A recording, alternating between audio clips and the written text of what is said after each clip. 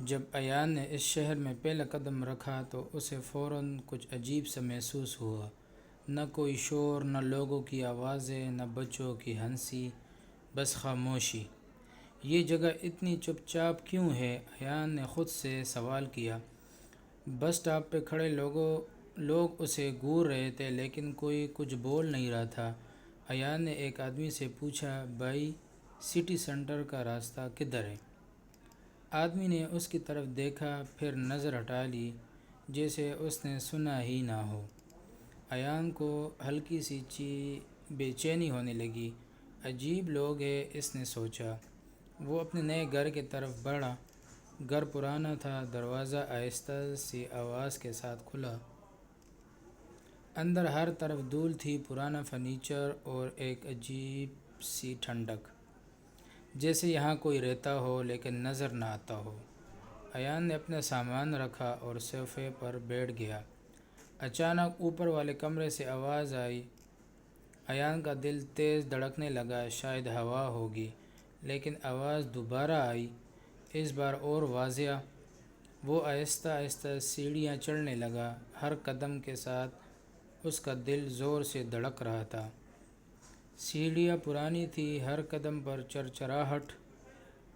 جب اوپر پہنچا تو ایک دروازہ آدھا کھلا ہوا تھا، اندر اندھیرا۔ ایان نے دروازے کو دھکا دیا اور اندر دیکھا، کمرہ خالی تھا، لیکن زمین پر کچھ پڑا تھا، ایک پرانی سی ڈائری دھول میں ڈوبی ہوئی، جیسے برسوں سے کسی نے چھوا ہی نہ ہو۔ ایان نے ڈائری اٹھائی، اس پر لکھا تھا، مت پڑھو۔ ایان ہلکا سا مسکرایا، عام سا ہار ڈائلاگ۔ اس نے ڈائری کھولی، پہلا صفحہ خالی تھا۔ دوسرے صفحے پر جب ایک جملہ لکھا ہوا تھا، یہاں سچ بولنا منع ہے۔ ایان رک گیا، یہ کیسا مذاق ہے؟ اس نے اگلا صفحہ پلٹا، لکھا تھا، اگر تم یہاں نئے ہو تو تم پہلے ہی خطرے میں ہو۔ ایان کے ہاتھ ہلکے سے کانپنے لگے۔ نیچے سے اچانک دروازہ زور سے بند ہوا۔ ایان چونک گیا، وہ فوراً نیچے بھاگا، دروازہ بند تھا اندر سے۔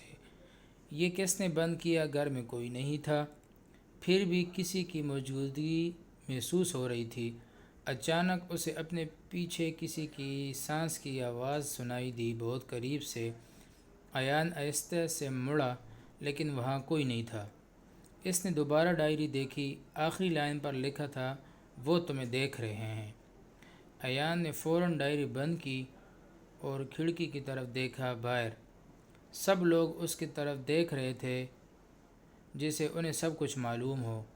ایان کے منہ سے بس ایک لفظ نکلا، یہ شہر عام نہیں۔ اس لمحے باہر کھڑے ایک آدمی نے آہستہ سے اشارہ کیا، اپنی انگلی ہونٹوں پر رکھ کر، چپ۔